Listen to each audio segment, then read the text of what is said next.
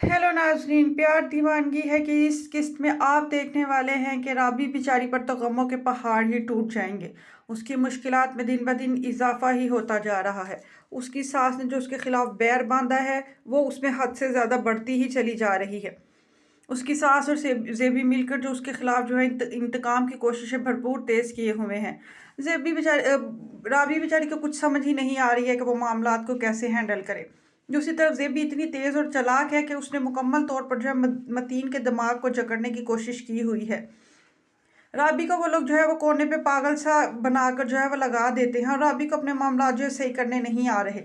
दूसरी तरफ राबी और मतीन की लड़ाई हो जाती है। मतीन जो है वो गुस्से में राबी को थप्पड़ मार देता है तो राबी जो है वो गुस्से में अपने वालिदैन के घर चली जाती है। वो अपनी माँ के गले से लगकर खूब रोती है और अपनी माँ को कहती है कि ज़ेबी और पुप्पो जो है वो प्लानिंग तैयार कर रही हैं कि वो मतीन की दूसरी शादी करवाएं। मगर मुझे उम्मीद है कि मतीन दूसरी शादी नहीं करेगा, मैं उस पर बहुत भरोसा रखती हूँ। मगर वो बहुत रो रही होती है और अपनी माँ के गले लगती है। उसकी माँ के दिल में शक आ जाता है कि अगर इसकी फूफो ने ऐसा करने का ठान लिया है तो वो कर कर ही दाम लेंगी, क्योंकि उसकी जो माँ है वो राबी की सास को अच्छी तरह जानती हैं।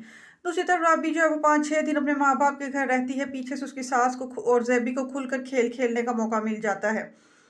उसकी सास जो है मतीन की माँ जो है वो मतीन को जो है वो जज्बात में लेकर आती है और जज्बाती बयानात दे देकर जो है वो उसके दिल को नरम करती है। उसको कहती है कि मैं इस घर में बच्चों की कलकारियाँ सुनना चाहती हूँ। मैं क्या अपने पोते पोती की शक्ल देखे बगैर ही मर जाऊँ? ये नहीं हो सकता। मतीन उसको कहता है कि औलाद मेरे इख्तियार में थोड़ी है और ना राबी के इख्तियार में है। अगर होती तो हम अभी के अभी आपको ला देते। मैं यतीम खानों के भी चक्कर लगा रहा हूँ कि अगर मुझे कहीं से कोई लेपालक बच्चा मिल जाए तो इस घर में रौनक में इजाफा हो जाए। मगर उसकी माँ कहती है कि क्यों ले पालक बच्चा, क्यों, मैं तो तुम्हारी ही दूसरी शादी करवाऊंगी। मतीन जो है वो अपनी माँ को कह देता है कि वो हरगिज़ ऐसा नहीं करेगा, क्योंकि वो ज़ेबी को जो है वो राबी को वादा कर चुका है और उसके सर की कसम खा चुका है। मगर मतीन की माँ कहाँ मानने वालों में से है। उन्होंने तो पूरा इंतकाम राबी और उसकी माँ से लेना है और वो अपने इस प्लान को फेल होते हुए तो कभी भी नहीं देख सकती। वो खूब जो है मतीन के जज्बात को उकसाती हैं, उसको कहती हैं कि मैं तुम्हें कभी भी नहीं बख्शूंगी अगर तुमने मेरी खुशी का ख्याल नहीं रखा। इस तरह की बातें कर कर के वो जो है मतीन जो है उनके सामने हामी भर लेता है। वो अपनी माँ के सामने बेबस हो जाता है। दूसरी तरफ से ज़ेबी के तो पाँव ही ज़मीन पर नहीं टिक रहे होते।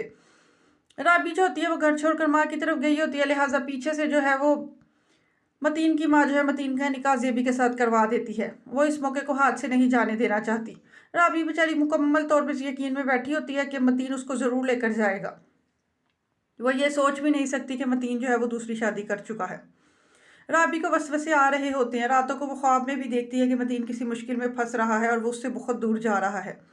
मगर वो ये गुमान नहीं कर सकती कि वो दूसरी शादी ही कर लेगा। वो बेचारी दरबारों पर भी जा रही है, हर किस्म की मन्नतें मान रही हैं कि मतीन का दिल जो है वो उसके हक में बेहतर हो जाए।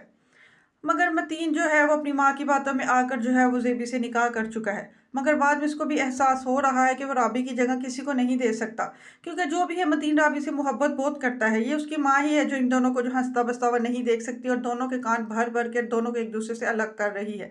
राबी का तो उसने नीम पागल ही कर दिया है और समझ तो कुछ मतीन को भी नहीं आ रही कि मामला क्या हो रहा है।